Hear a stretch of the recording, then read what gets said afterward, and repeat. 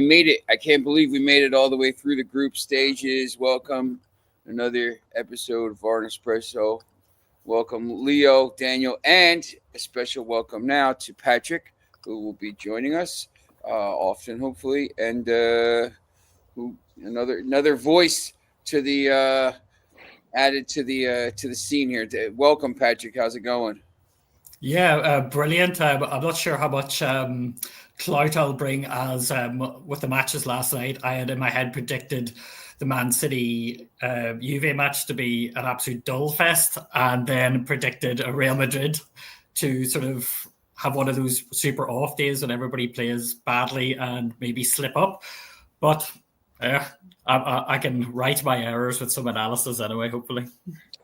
It's interesting with this tournament, as it played out last night, the final four spots as they were, that Real Madrid match, I think, right from the beginning, Salzburg had a couple chances, but Madrid really was pretty dominant in that game. It played in Philly, and it was it was cool here. It was basically like English weather a little bit. It was pissing down rain, and it was a little cooler. It wasn't 40 Celsius.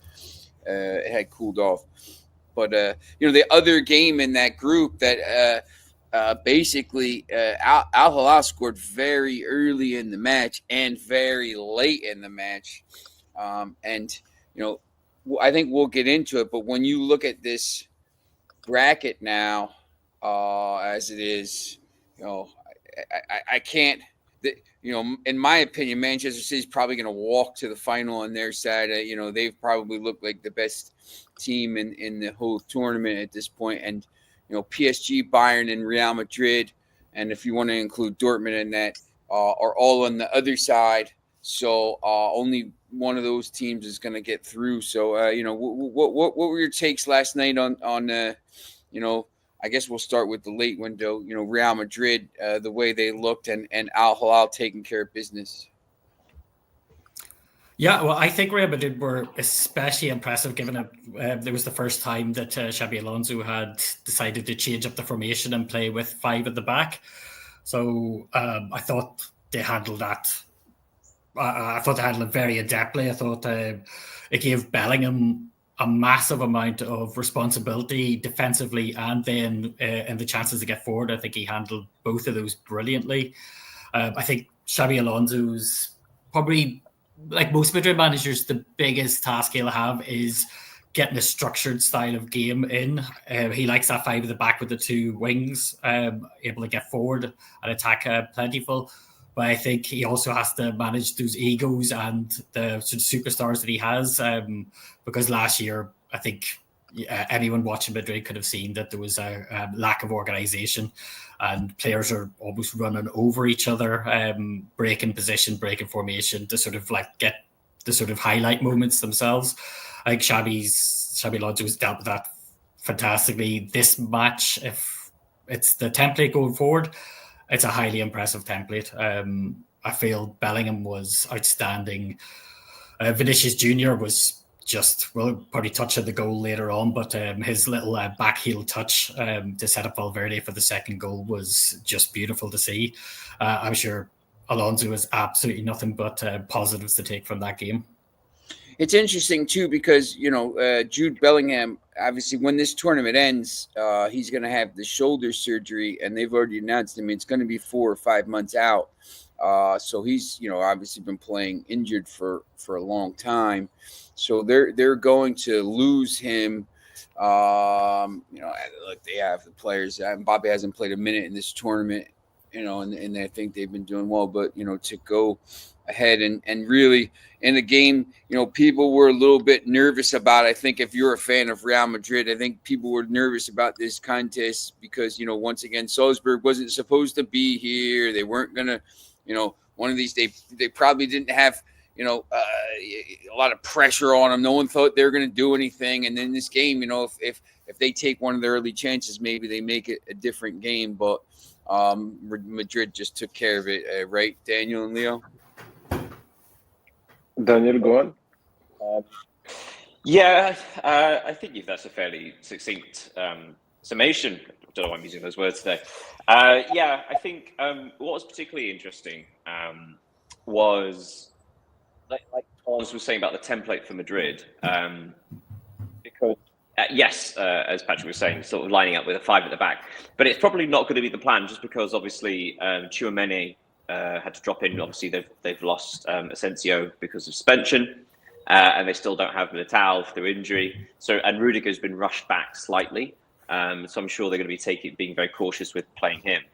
But what you saw in midfield were Bellingham and Huller, who is not a central midfielder. He's more of an attacking midfielder, either number 10 or from the right, but filling in that slot. So what you saw was actually almost this taking in turns of being a more advanced player and dropping deep. And it's incredibly exciting of the possibility of, if they were to use that formation, the flexibility of that midfield, because Valverde, Bellingham, especially, are able to attack and defend very, very well. Huller, maybe not so much defensively, but the fact is, they all have the technical ability to pass and the intelligence to take up spaces that no one else is taking up. So that could be very, very interesting moving forwards, as well as the fact that Trent Alexander-Arnold, as a right wing back, is actually very adept at coming inside, and therefore would allow someone like Huller or Valverde to then go out on the right. And yes, as far as positioning goes, it would be very, very interesting. Salzburg, in regards to the match, Salzburg, even though the stats say they had as many shots as Real Madrid, the XG was way lower. They relied on long shots and not even half chances. At no point did it feel like Salzburg were in control of the game, and at no point did it feel like they could shock Real. Real, I think, even despite the fact it took them 40 minutes to open scoring, it felt like they were always going to do it. Leo, do you agree?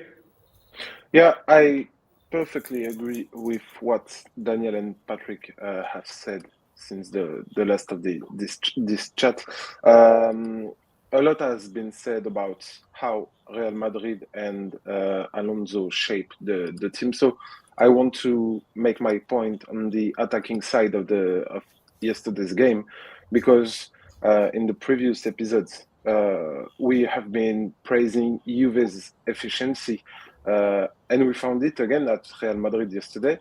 They scored 3 goals on 4 shots on target, which is quite efficient. It's 75% of the shots on target back in the back of the net. Sorry. And we can also talk about Vinicius, who had rediscovered the role of the attacking leader, but that left him in the first 2 games of this competition. He was not in his best form. Yesterday he scored a goal. He's 106 with Real Madrid, so as good as Gareth Bale during his 9 years at the club, and he delivered a perfect assist. And I don't know if you felt like that, but it reminded me of Guti's one for Benzema a few years ago. I know the one you mean. Actually, and talking about the attacking thing with Vinny, as I'm on personal terms, Vinny to me, I find it particularly interesting because it reminded me of a couple of seasons ago. Obviously, before Mbappe, Real were playing sort of with a top 2 and then a number 2. So Bellingham would be that attacking midfield role going into the box, and then you'd have Vinicius Jr. and Rodrigo on the left and right. It had a similar feel to that with Vinicius Jr. sort of partnering Gonzalo Garcia up top, with Garcia peeling off to the right and Vinny Jr. being more in the centre. Now, yes, Bellingham actually dropped deeper at times, but you saw, especially with the first 2 goals, and actually there was a chance in the 20th minute, this lovely, there was a passing move starting off in Real Madrid's left-back position. Fran Garcia intercepts the ball, passes it inside to Valverde, who then passes it forward to Bellingham, who then passes it forward to Vinicius Jr. It was a gorgeous passing move and actually could have resulted in a goal. But all their best work seemed to come straight through the middle, which is slightly unusual when you think about Vinny Jr. But the passing lanes that these midfielders have created means that their pass through to the 2 strikers is dangerous. And that could be something to look forward to once we have Mbappe. I think Leo said actually about a week ago, it was your opinion that Mbappe would have to play on the right of the front 2. And it may well be the case. I mean, how else do you get Mbappe and Vinicius Jr. playing well in the same team? perhaps they both play slightly out of position. But then, getting the best out of players like Bellingham and Huller in that number 10 role could be the key.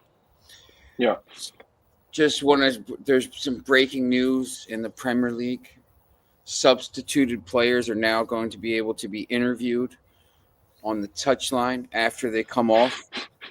Players, cameras will be allowed in the locker room or the dressing rooms to talk to players, and managers will be interviewed at halftime on the way to the dugout, and cameras will be allowed on the pitch after the goals to follow the players and get up close for goal celebrations. I'm ready for the dullest interviews ever. Like the amount of interviews that managers have to do already, and it's so repetitive having to do it pre-match, mid-match, post-match, and they just give the same answers. Yeah, it's the same thing in over here with baseball. I mean, there's these cliches and stuff.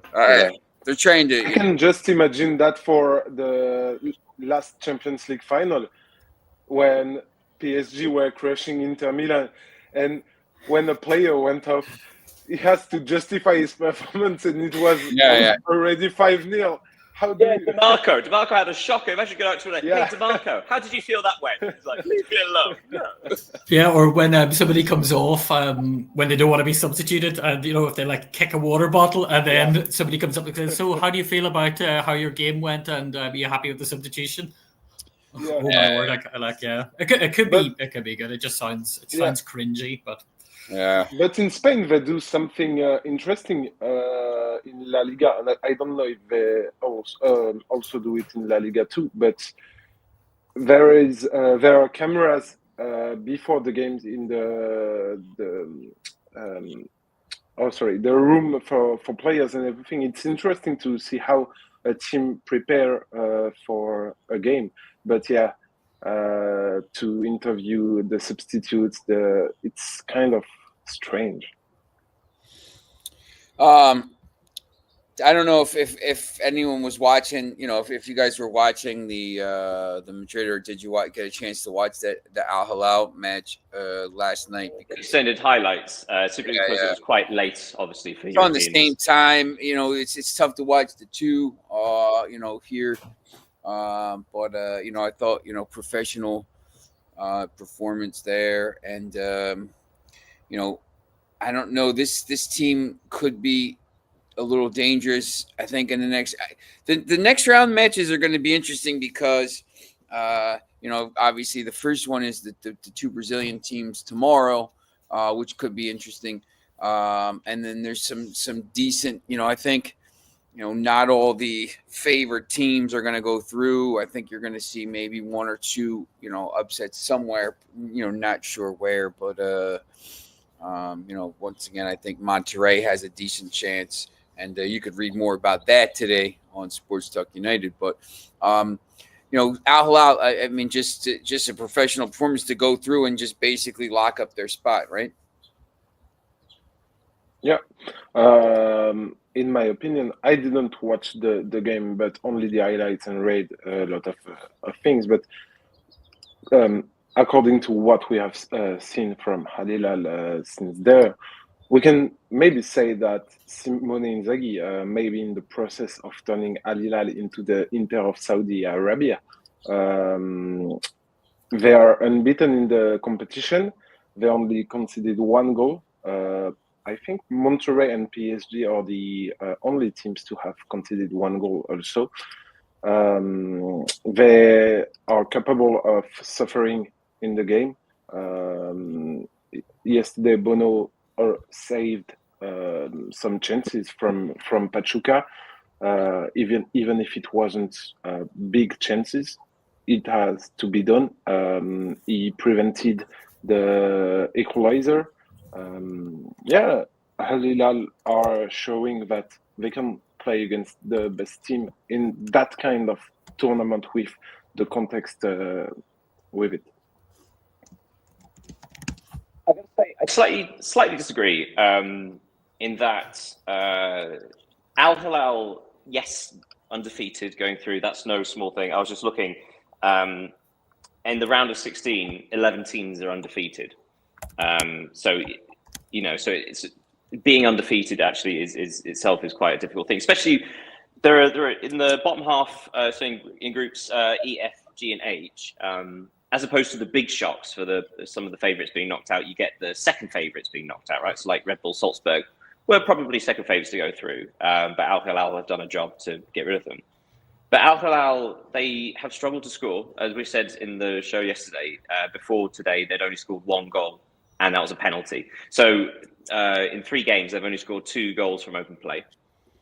But my concern is, despite the fact they've only conceded once so far, they have given up a lot of chances. The fact that they've had to rely on their goalkeeper is Bono, isn't it? Not to be confused with the one with the glasses. He too. To rely on him a lot, and actually, if you look at the XG against Al Hilal, it's not as if they're sort of defensively secure. It's not like watching like Monterrey, right, who seem to just suffocate the ball and suffocate the play and sort of like just don't allow anybody near them. It's not like that. Al Hilal should have conceded more, but that's what happens when you have top quality players, right? They I think it was Koulibaly had a goal line clearance against Red Bull Salzburg. Bono made several world-class saves in the first 2 matches. I would be concerned for them in the next round, considering they're up against Manchester City, who look like they're in the groove. For me, that's a bit of a misnomer. For me, it's a bit, there are warning signs, I think, for Al Hilal. Patrick, I mean, did you watch the same thing? You watched highlights basically of that match? Yes, I did. I feel that it could be moot because, as Daniel says, they're playing Man City. But I agree with Leo. They're very good at sort of structuring the ball, playing ugly when they need to be a bit more impressive against Man City. I don't think that's going to work in any way. I would say they were more impressive than Salzburg were at sort of playing the more passive side of the game. I thought Salzburg tried to do that and came undone eventually. They got tired. Al Hilal are used to the high temperatures, are used to sort of playing under stifling heat. So that the conditioning wise, their players should be up and ready for a battle. I just feel like the luck of the draws completely went against them in that way with Man City because, as Daniel says, and anybody watching the match last night, they are in fine form going into this last 16. And they don't have to move as well because they're playing in Florida again. Yeah, I think... Pedro, how's it going, Pedro? Hello, good afternoon, everyone. Nice to see you guys. Hey, Pedro. We're just getting ready to talk about the earlier games here, Manchester City. To be honest, I forget what the other game was. It was a dead rubber between Wydad Casablanca and Al Ain. Al Ain, hey, good. I mean, good win for Al Ain, especially after Wydad scored, 4 minutes in. But it's just Manchester City looks like Manchester City from a couple years ago. Everyone's talking about how Pep has the fire again. It's amazing what $500 million of players will do to pep up the old roster there after not winning a trophy. So look, obviously, once again, in my opinion, they walked to the final in that top half of the bracket, and they're, to me, I think they're going to win the tournament at this point. But who knows? I mean, their squad depth is deep. But once again, I mean, they spent a lot of money, so they should be expected to be winning stuff and not winning. Having a year where they don't win anything. Is it just a matter of them getting their groove back, or are they just why are they so much better this year than they were at the end of the season? And is it because Rodri is back? I mean, I know he's a huge player in the middle of the pitch for them, so maybe just because Rodri's back, who knows? Can I voice a potentially unpopular opinion? Go on. Are you adding another charge to their charges? Oh, God only knows when they'll be released. No, Leo and I were chatting last night, and he'll know my feelings on the matter. Manchester City in the second half were excellent, without doubt. There's no way to disguise that. However, there are certain things that have happened in this tournament that genuinely irritate me. So a couple of days ago, like Mamelodi Sundowns, I was saying to Leo, they had 8 minutes of stoppage time and 2 strikers on the pitch, and they didn't play. They played one long ball. They just refused to do it. It just annoyed me. And likewise in this match, I got genuinely angry at. I'm not sure if it's a tactical decision or if it was defensive error, but there was something going on in the second half, and it just infuriated me. So personally, I think the first half Juventus did really, really well. I think that was a fairly even half. Manchester City had control of the possession, but Juventus were finding these moments to break, and it was working. And in fact, I would argue that basically all of the goals Manchester City scored were Juventus errors, as opposed to Manchester City being that good.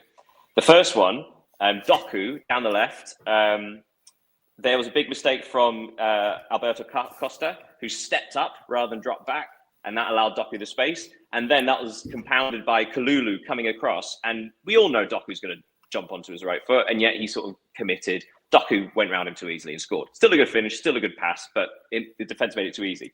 The second goal was so stupid.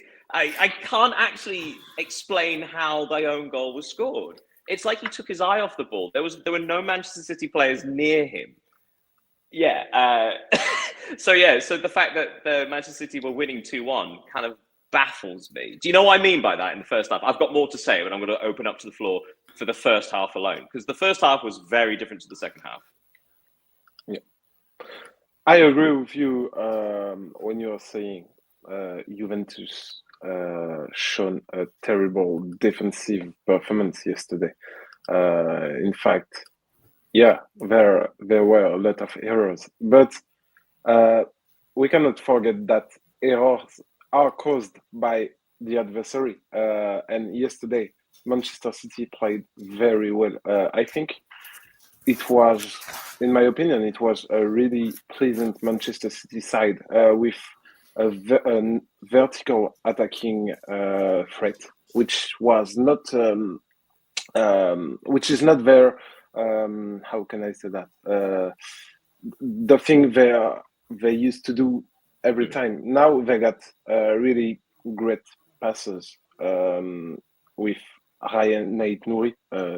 His assist for the Doku's goal was tremendous. We can see that players on the wings go deep, and they were found in the back of the back line of the opponents, and it was really attractive to watch. Really vertical. I really like that kind of that Manchester City side. I mean, yes, I can completely agree with how they were playing and the that sort of thing. But the thing that was genuinely angered me. So in the second half, at half time, Omar Mamouche is withdrawn. Erling Haaland is brought on. Okay, so it felt like, again, first half different to the second half, and Juventus made a couple of changes as well. But the sense playing in with a back three, it's more essential than a back four to keep a straight line when you're dropping deep, when you're coming up, because where the wing backs are, if your wing backs aren't in line with your back three, there's a fair bit of space for the opposition wingers to run into. What kept happening, and again, this is why I was messaging Leo, because I was so angry. Every single time Manchester City played the ball forward, Savona, who seemed to be man marking Haaland, was about 5 or 10 yards deeper than the other two centre backs, which meant you had this incredible thing of Savona being deeper, and then the 2 centre backs, and then the 2 wing backs. And so you had this stupid thing where Doku and Savinho, which had the free run of the wings, and when they were taken off of Foden and Cherki, it didn't get fixed. So it looked, every single time Manchester City attacked down the wings, it looked like they were overloading Juventus. But that was because they had so much space available, because the centre-back, Savona, and then he was replaced by Gatti, I think, just kept dropping, but no one else was. So that's why I was getting so infuriated, because that's a very basic error. If like one defender is dropping that far deeper than everybody else, that's just playing everybody else on side. And you saw that with goals 3, 4, and 5, in that had there been a decent defensive line, those opportunities aren't given, although 5 came from a set piece. That's a bit different, actually. So, but goals 3 and 4 are caused because one player is significantly further behind everybody else. That's my rant. I'm sorry, but yeah, it really annoyed me. Oh, Sean, we can't hear you. Yeah, sorry, I put it on mute because there's people walking around. Patrick, I'm going to ask you a question here. I'm going to put you on the spot on your first day here. Go for it. Because, look, I mean, I'm a Manchester United fan, so just know that. And look, they play great football. They're dominant. They spend a lot of money and all this stuff. And they didn't win a trophy. But, like, at some point, like, I watch the studio shows and everybody's talking about, the city's effusive football and this and yeah, they got good play. Like, they never bring this stuff. There's so much stuff surrounding this project. There's so much stuff. They've been in this, no one seems to remember that they were banned for 2 years from European football before it was overturned. So they had enough evidence to ban them and all this stuff. Like, do you? And I don't know who your team is, as who you support or whatever. So maybe you're a Manchester City fan, but I don't know. But do you have to take this with a grain of salt to when you're watching this stuff, or do you just put that stuff to the side and say, I just see and watch them for what they are, and then when they're, relegated to League 17, the non-league, and we'll deal with it then. Like, how do you deal with this whole thing with Manchester City? Because I think, for a lot of people, it's frustrating, and City fans don't want to hear it. Like, where do you stand on all that?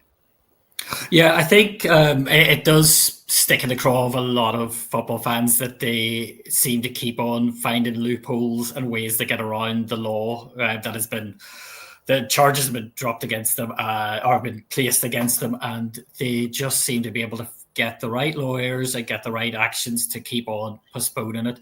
It was funny, you mentioned a few minutes ago before you asked me about the charges. A smaller one last week. I don't know if anybody saw this, but they were charged $1 million by the Premier League for second time. Yeah, 9 matches late, and sometimes up to I think 4 minutes. And last night, they came out a minute and a half late again. So it's like they obviously know they keep on getting away with this, so they don't care. They like 1 million drop in the ocean. It is ludicrous that they're awarded these opportunities where if a team wasn't backed financially, and maybe like a sort of team like Nottingham Forest a couple of seasons ago, they got points deducted very quickly for financial mismanagement. Everton, Leicester, all these rule breakers break rules all the time, and they flaunt the rules and they do this stuff. And I think it's the same thing. People are like, "Oh yeah, it's not a big deal. They come out late," but it's like they don't care. They just don't really care about the rule. Like the way I'm looking at it, and the way some other people, they're like, "Hey, we don't really care. We'll do what we want." Yeah, and it's the passive nature of when anybody's asked about it as well. It's sort of similar to Newcastle. They won't directly answer a question regarding it. I know, obviously, it's an ongoing investigation, but instead of actually even putting it across a party line, they just tend to completely ignore it. I think Pep has just maybe told press or told people he's not going to answer questions anymore about it, so questions aren't raised. So yeah, it's really frustrating.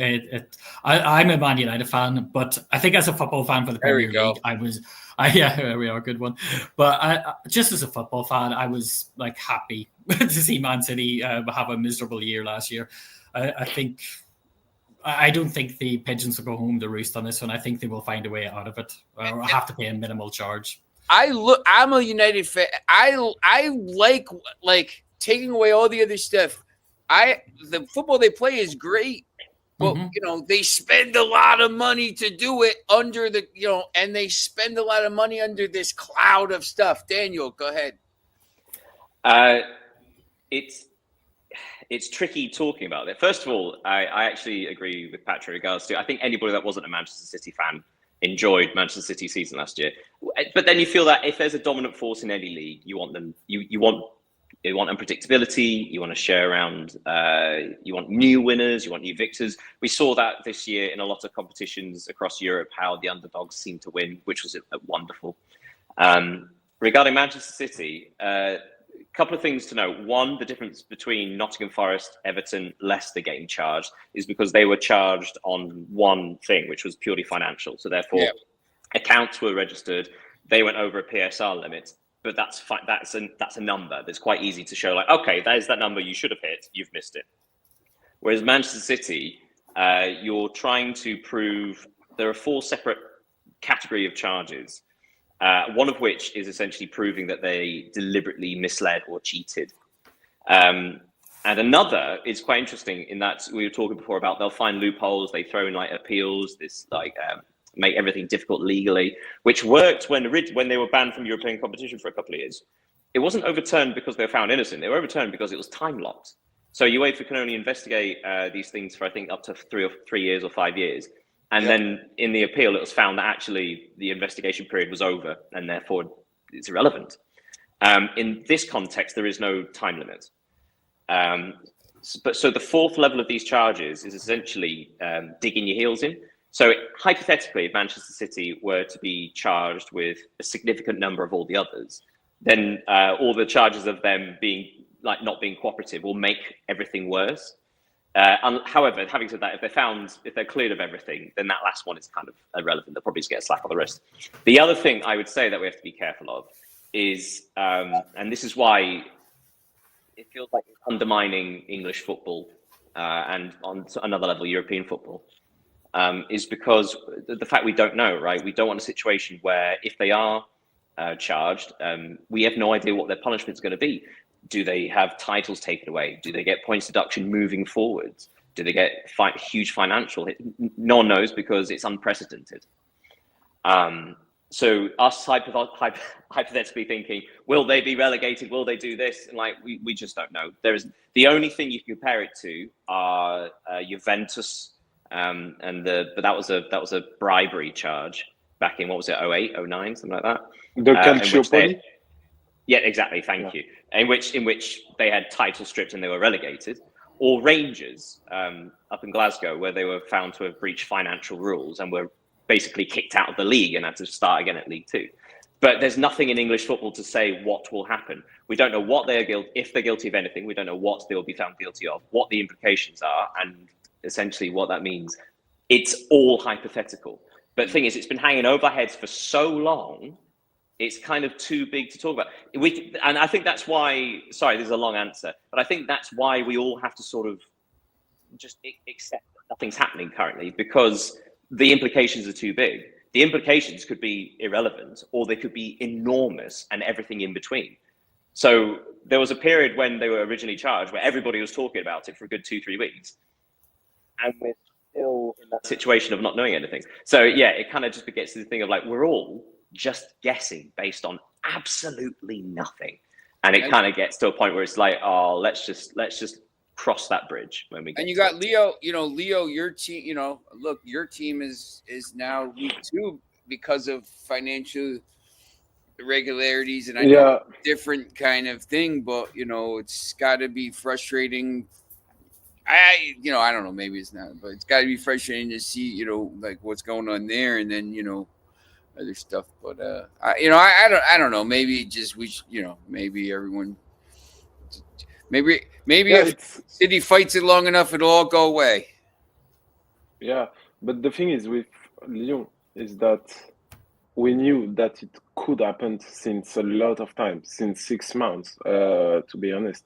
So now we are back on the wall. We are back on the wall. This morning, the first match day schedule went out by the Ligue 1, the LFP, the Professional French Football League, and Lyon were in this fixture because we don't know yet if we will play in Ligue 1 or in Ligue 2 next season. because we need to appeal. But we are waiting for as I said yesterday or 2 days ago, we are now waiting for the official notification from the DNCG, which is the French policy for financial issues. So it's kind of a blurry situation now. We don't know. We are in the expectative, and it's horrible because we all want to see our club stay in Ligue 1 and compete with PSG, OM, and everyone. But yeah, the situation is quite different than of Manchester City. All right, so after this, Pedro, I'm going to go to you here. After this, the round of, or the group stage is over, and we have the round of 16 looming here tomorrow. Pedro, as someone who is an expert on football wagering and stuff like this, where do you see, who would you put as the favorite now? In this tournament? Earlier, I said Manchester City has an easy side of that bracket on that top with all Real Madrid, Bayern, and PSG on the other side, and Dortmund if you want to include them. Who would you say is the favorite here, Pedro?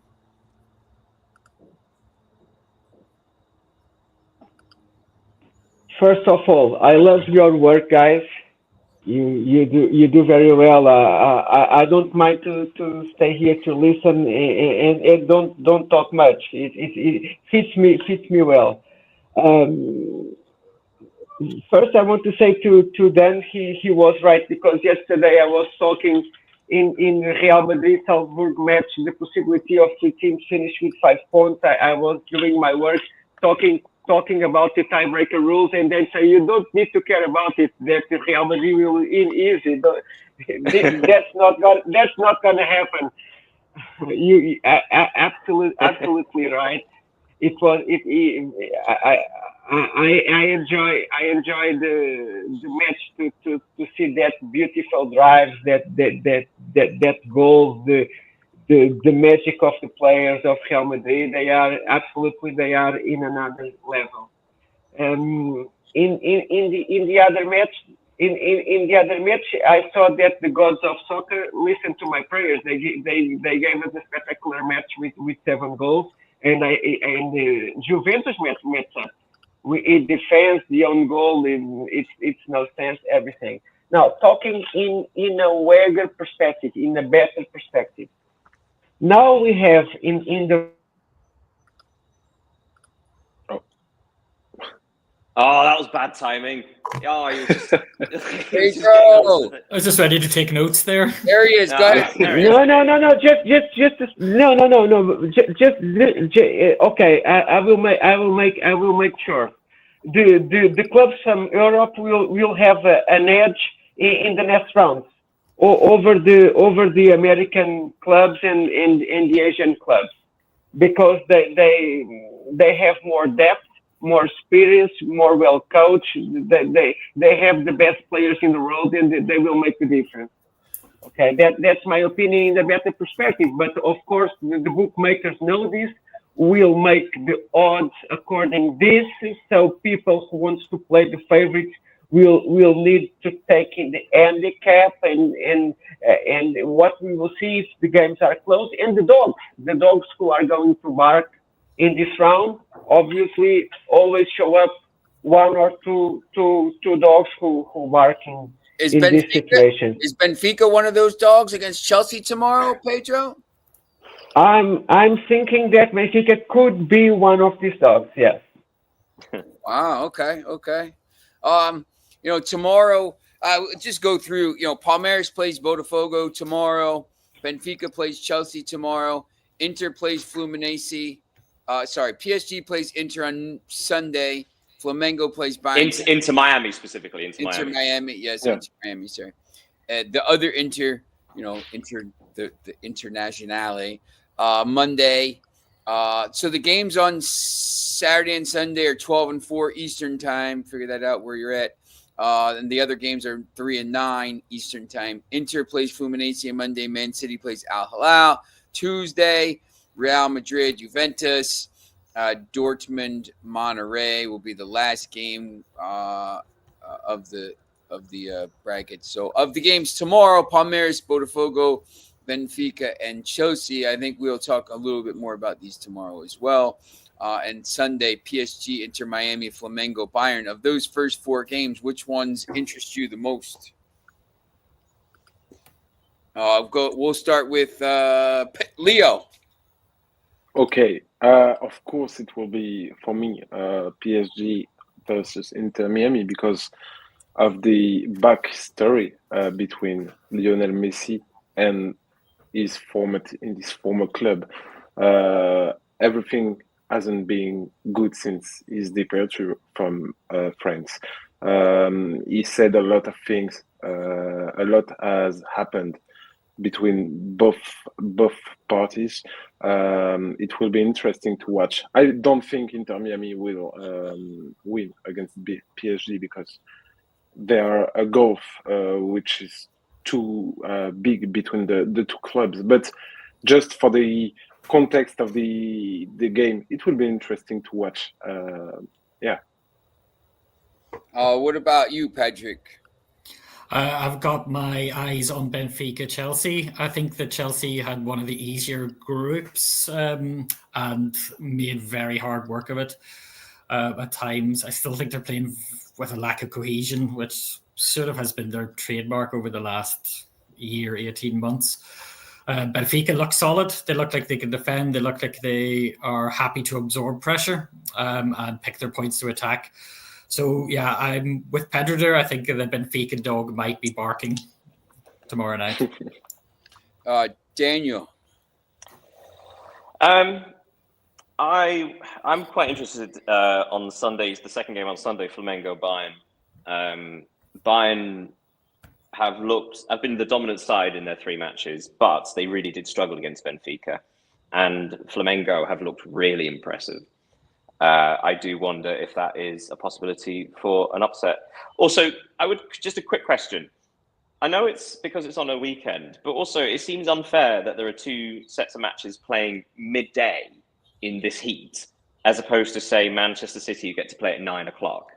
Like that impacts the players differently, playing in the midday sun and the evening, right? That's not quite a fair trade. Yeah. It's probably going to be about the same. The heat wave broke here, so they got lucky. But I think, what going forward, obviously, because this is a dry run for the World Cup next year, if that's going to be the windows on the weekends with these games, I have to look that up because usually it is. So 12-4 definitely is a different.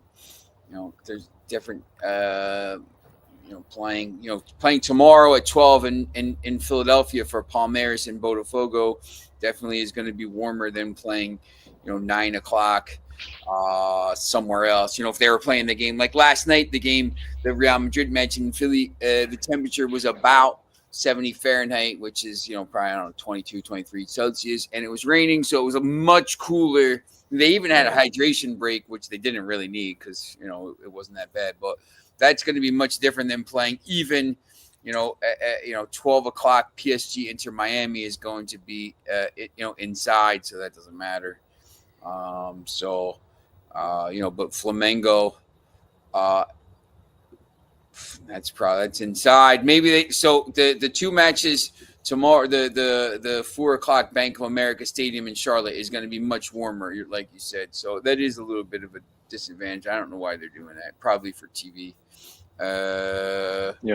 I'm interested to see this game tomorrow in Philadelphia. Palmeiras and Botafogo. One of these teams is going to be in the quarterfinal with the winner of Benfica and Chelsea. So one of these teams, of Palmeiras, Botafogo, Benfica, and Chelsea, one of those teams will be in a semifinal against, Inter, Fluminense, Man City, or we'll just say Manchester City at this point.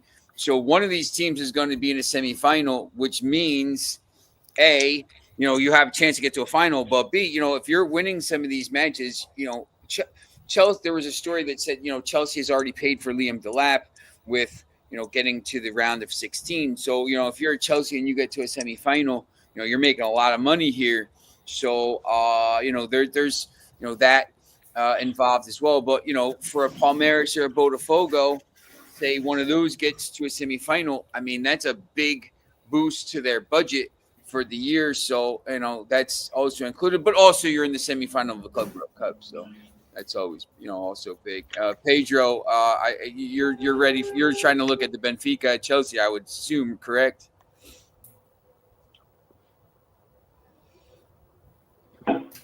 Sorry, guys, because I'm mute because I don't want to make noise. I'm using the keyboard also.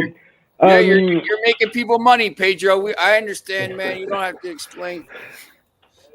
No, I want to help you guys, and all my work has an handicapper. All my contents are free for everybody. So anyone who asks me directly or from the shows about sports betting advice, and I don't like to force plays and to talk about what I don't know, but if they ask me an advice or to go to a show or to comment everything, every content, everything I say is free. I don't receive a penny.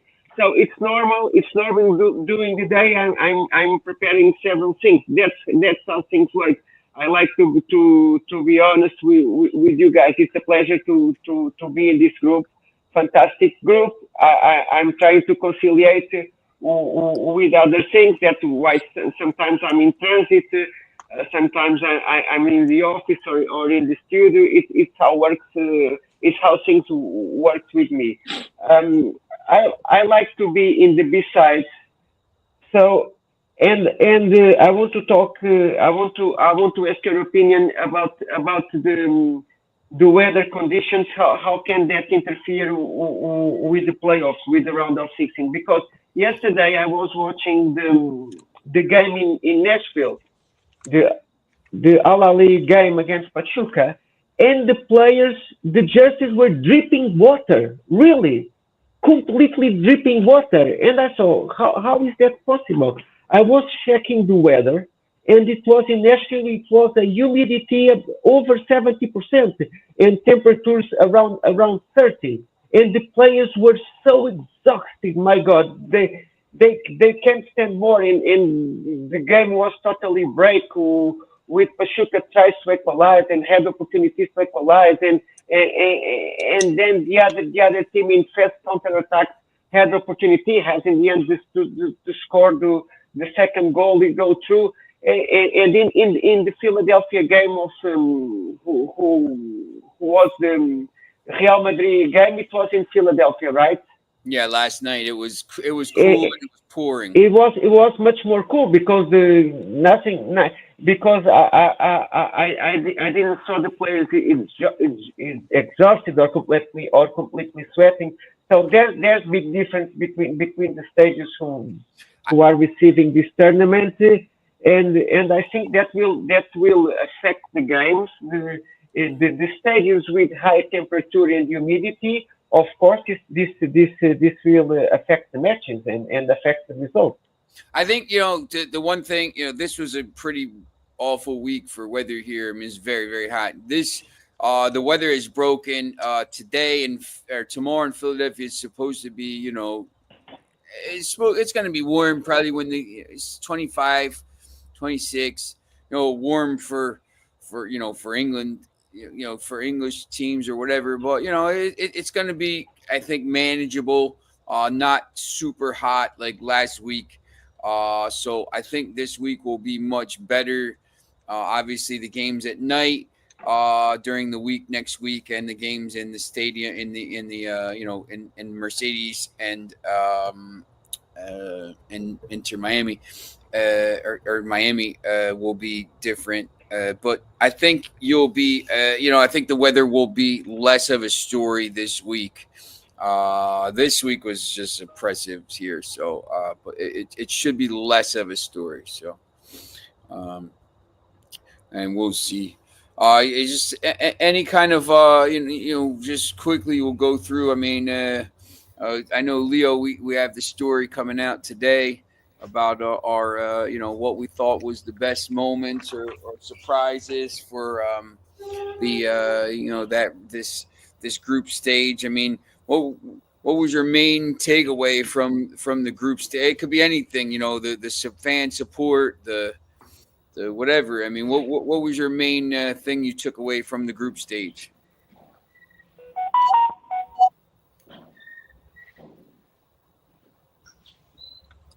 Yeah, I think that's better. Personally, I have to note about the Brazilian team because they were just between the way they played, the supporters, the good vibes they bring to the competition. I would have loved to say South American teams, but Argentinians has deceived us on a sportive way. So it's quite complicated. And from what we have seen between Inter and River yesterday or the previous day, it was not a good image for football and for Argentinian football. Daniel, what are you thinking? Well, I'll be contributing a little bit about Auckland City. I think any team that gets beaten 10-0 in the first game comes back to essentially hold Benfica for an entire half, even though they conceded in the 6th minute of stoppage time. And yes, they went on to win 6-0. But then in the third game, to somehow find the determination and the backbone to still fight and to still it's just for pride, isn't it? And yet they did so well against Boca and managed to get a point, which they really shouldn't. We're talking again a semi-professional team who have been absolutely destroyed in the first match, who got well beaten in the second, and somehow found a way to get a point. And we're not just talking about, and I mentioned before, in England, we have the FA Cup, where you have fairly regular, let's call giant killings. But usually in those contexts, that involves, say, a team like Manchester United going to a non-league ground, small dressing rooms and the pitch that's deliberately bobbly so the good players can't pass the ball. It's in those contexts the smaller team can win. This isn't this. This is equal playing for everybody. It's intense heat. And you're playing against teams that have, fitness coaches and proper training for that. And yet the semi-professional side managed to get a point, despite all of that. And apart from anything else, I also said that the fact that in this competition, I think it's something that you earn like $2.5 million just for participating. And then you get money if you win a game, but you also get money if you draw a game. So the fact that they drew a game means they get an extra, I think it's just under $1 million. For a semi-professional side, that is astonishing. What an achievement for such a small club, and also shuts people like me up, because at the start of the tournament we were all talking about why the hell are they here, especially after the 10-0. Why are they here, even though they earned the right to be there by winning the Oceania Champions League? Having a semi-professional side sort of is unbalanced in this tournament. But you know what? It shuts me up. They not only do they deserve to be here, but they've earned the right to be here. They held Boca, and you know what? They got more points than 5 other teams. What about you, Patrick? Yeah, it's good. I wish I'd have went first because it looks like I'm going to be piggybacking off Daniel and Leo here. But my high point, I'll keep this short, is I can't wait to read your piece, Daniel. But it is Auckland City. It was amazing to see them, and amazing for their pocket of fans. Just to get that point on the board, especially as Danny said, after such a harsh opening match, to reset and just play like it was attractive football at times, but just full of heart, full of determination. And I'll be keeping an eye on them from now on because I've become a little fan of theirs because of that. And the low point for me, just to touch on what Leo said, was the Argentinian teams.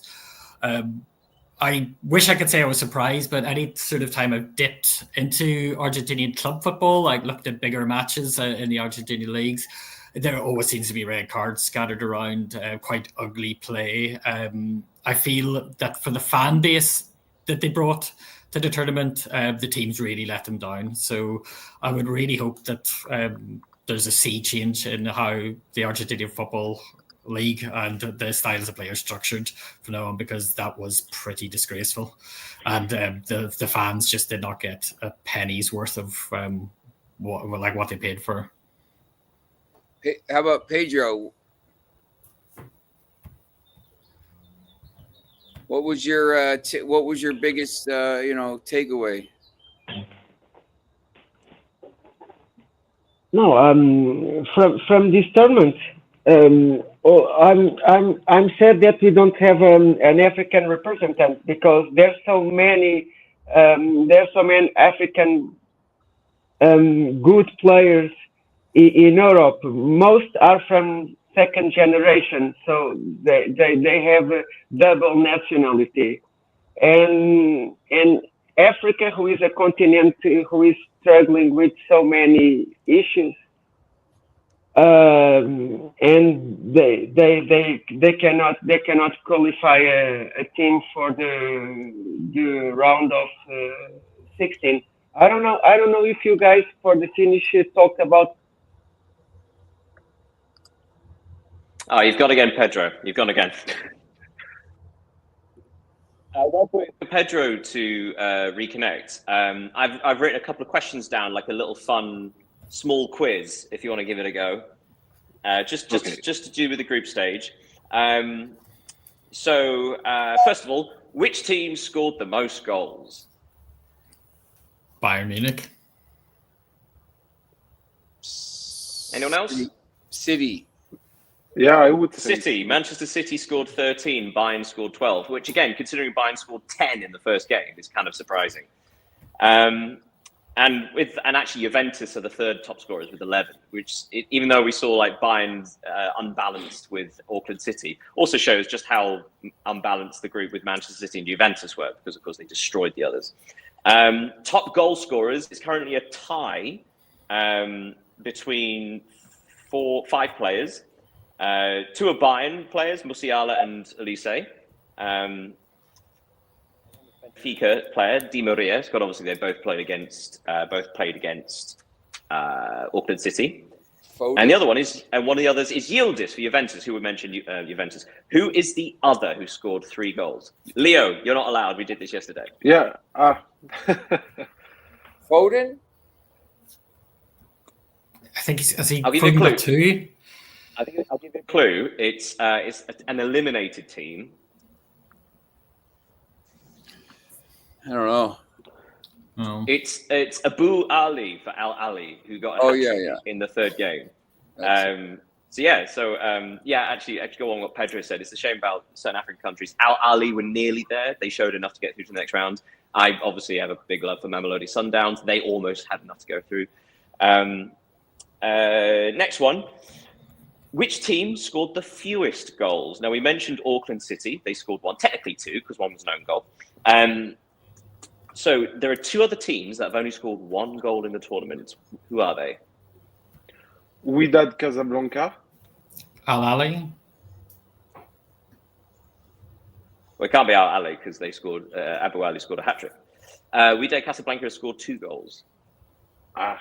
Because Al Ain scored 2 also. Wait. Elliot, how many? What is it? 2? How many? So just 1 goal. So 3 teams scored just a single goal. One was Seattle Auckland City. Sounders. No, they scored 2. Okay. It's another American side. Is one of them. Yeah. FC. LAFC scored in like the 86th minutes of the final game, so it took them a while. There's one more.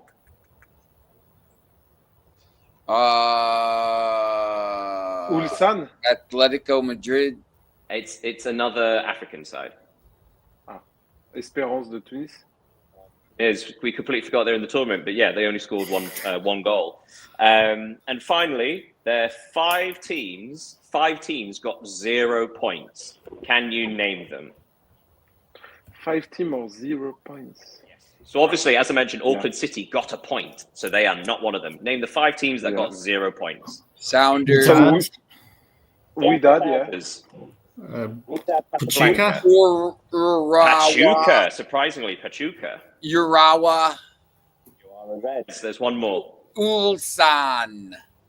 And HD, well done. Oh. And finally, only one side won all three of their group matches. Who was it?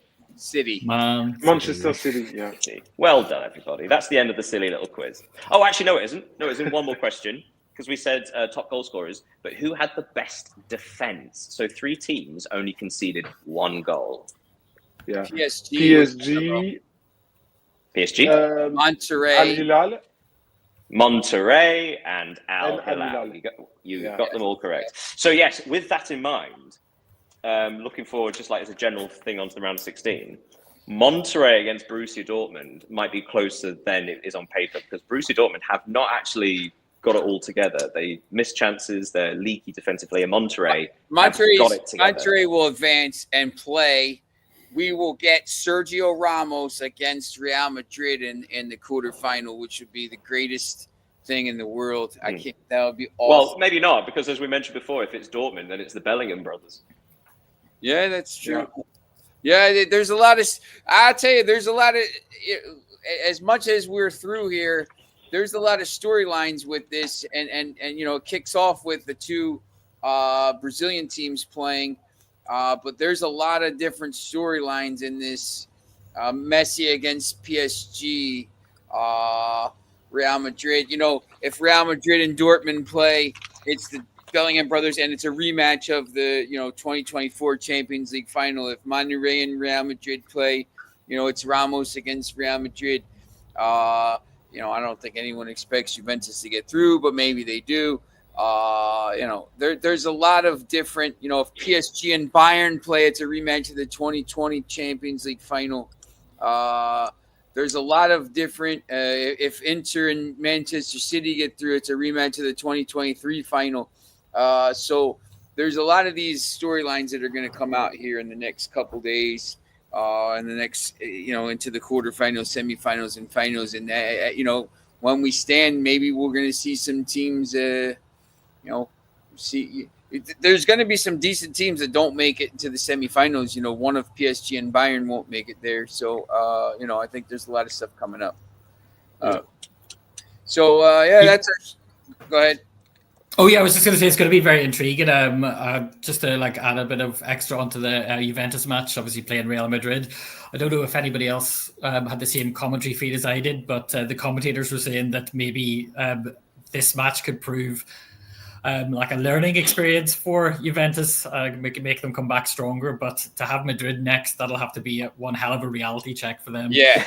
I thought it was a very bizarre thing I think it was Andros Townsend was commentating. That's quite a strange thing to comment. Although, but it's also, should point out that Igor Tudor has only been in the job at Juventus for 5 months, 6. So he's still relatively. He's not had a transfer window, I don't think. So it's still it's technically a new manager. Still. But through forward, new management, because we were talking about new managers before the start of the tournament, because they were in so many situations, and actually you have seen a few of them get knocked out, but you've still got. I know it's not going to happen, but it is possible that Inter will play Al Hilal in the quarterfinal. Not that it will happen, and then you've got the Simeone and Inzaghi reunion, which is quite funny. Yeah, I think we've got a lot of storylines coming up. So make sure you join us tomorrow.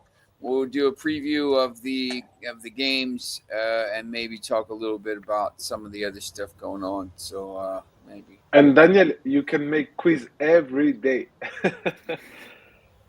Pay me. All right. We will see you again tomorrow. Have a good day. Have a good day, everyone. Goodbye. Thanks very much.